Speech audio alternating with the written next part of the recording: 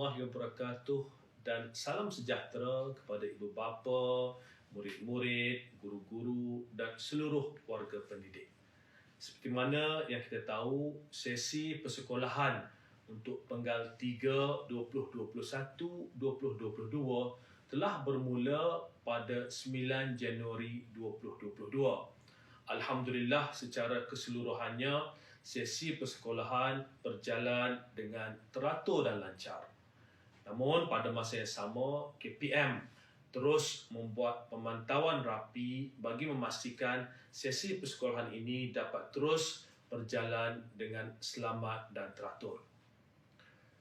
Akhir-akhir ini ramai yang membicarakan tentang kluster COVID-19 dalam sektor pendidikan.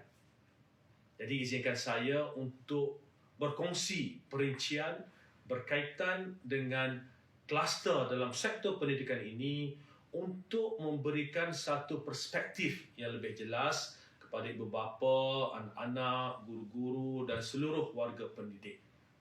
Berdasarkan data daripada Kementerian Kesihatan Malaysia, untuk tempoh 1 Januari hingga 1 Februari 2022, terdapat 118,238 kes COVID-19 di seluruh negara. Daripada jumlah ini, 8,451 ataupun 7.15% adalah kes yang berkaitan dengan kluster pendidikan.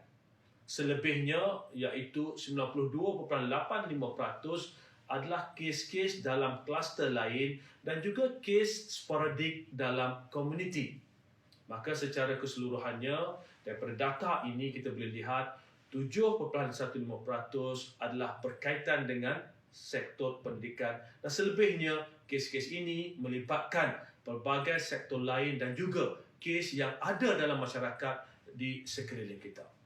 Izinkan saya berikan perincian lanjut berkaitan dengan kluster pendidikan. Berdasarkan rekod Kementerian Kesihatan Malaysia, daripada 1 Januari hingga 1 Februari 2022, secara keseluruhannya terdapat 303 kluster di seluruh negara. Daripada 303 kluster ini, 100 kluster ataupun 33% melibatkan institusi pendidikan bawah KPM.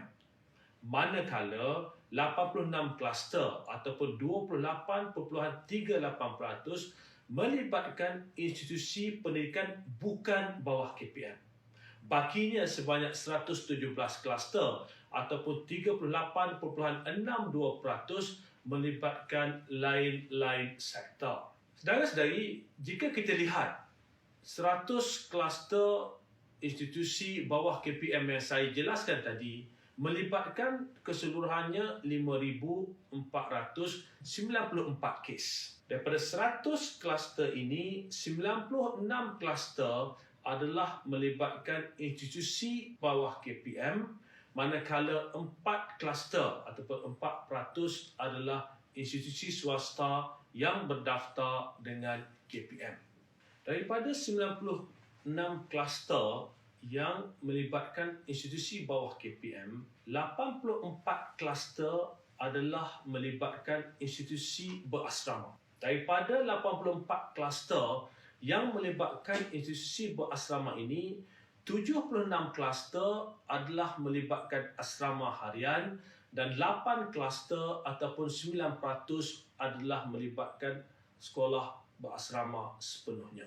Jika kita ambil kira keseluruhan jumlah institusi berasrama bawah KPM, iaitu 1,918 buah institusi, 84 kluster ini adalah bersamaan dengan 4.38% daripada keseluruhan institusi berasrama bawah KPM. Untuk yang bukan berasrama, terdapat 12 kluster ataupun 12.5%.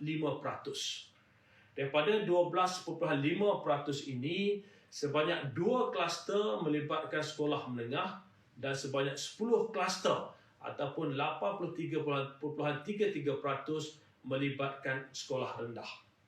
Jika kita lihat 12 kluster ini dan kita bandingkan dengan keseluruhan 8,356 institusi bukan berasrama di bawah KPM, kita akan dapati bahawa jumlah 12 kluster ini adalah bersamaan dengan 0.14% daripada keseluruhan institusi bukan berasrama bawah KPM. Berdasarkan data yang kita lihat sebentar tadi, adalah jelas bahawa sebahagian besar kluster yang melibatkan institusi bawah KPM adalah kluster yang berlaku di sekolah asrama, iaitu 87.5% daripada keseluruhan kluster. Sebab itu, apabila kita mengumumkan pembukaan semula sekolah tempoh hari, kita telah jelaskan kepada ibu bapa, khususnya untuk mereka yang ada anak-anak di sekolah berasrama sepenuhnya, bahawa hanya sebahagian kecil murid dibenarkan masuk ke asrama terlebih dahulu. Ini bagi memastikan kita dapat membuat satu pengawalan yang baik jika berlaku jangkitan di asrama. Pada masa yang sama juga, SOP kita di asrama adalah cukup ketat. Murid yang mula masuk ke asrama akan melaksanakan ujian kendiri pada hari mereka sampai di asrama, kemudian pada hari ke-6 dan pada hari ke-14. Usul-usul ini adalah bagi memastikan supaya kita dapat mengawal jangkitan di asrama. Selain daripada itu, KPM telah membuat ketetapan bahawa murid daripada bukan kelas peperiksaan yang mengambil keputusan untuk balik bercuti sempena cuti Tahun Baru Cina ini tidak dibenarkan kembali ke asrama.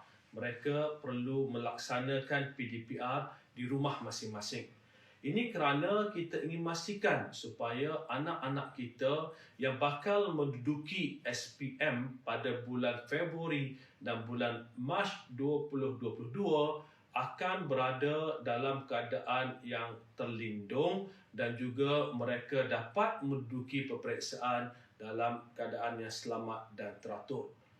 Kita akan terus pastikan pematuhan SOP di sekolah berasrama khususnya dapat terus dipertingkatkan. Pada masa yang sama, KPM juga telah meningkatkan pemantauan di sekolah-sekolah di bawah KPM bagi memastikan segala SOP itu dapat dipatuhi dengan baik dan kita dapat mengurangkan risiko jangkitan COVID-19 di sekolah. Untuk minggu yang akan datang, kita tahu minggu ini ramai ibu bapa yang membawa anak-anak bercuti. Ada yang balik kampung, ada yang melakukan pelbagai aktiviti. Kami mohon jasa baik ibu bapa, sekiranya pada minggu hadapan apabila sekolah dibuka semula, sekiranya anak-anak menunjukkan gejala, pastikan supaya mereka tidak ke sekolah. Ini adalah amat penting bagi kita pastikan supaya persekitaran persekolahan itu akan terus berada dalam keadaan yang selamat dan kita dapat mengurangkan risiko jangkitan COVID-19 di sekolah. Apa yang penting adalah untuk kita terus sama-sama berusaha bagi memastikan sekolah akan dapat terus dibuka dalam keadaan yang selamat dan teratur. InsyaAllah, saya yakin dengan kerjasama semua pihak, ibu bapa, murid-murid, guru-guru dan seluruh warga pendidikan, kita dapat pastikan supaya sesi persekolahan ini akan dapat diteruskan dalam keadaan lancar, teratur dan selamat. Sama-sama kita doakan yang terbaik untuk anak-anak kita dan untuk sektor pendidikan secara keseluruhannya. Sekian, Assalamualaikum warahmatullahi wabarakatuh.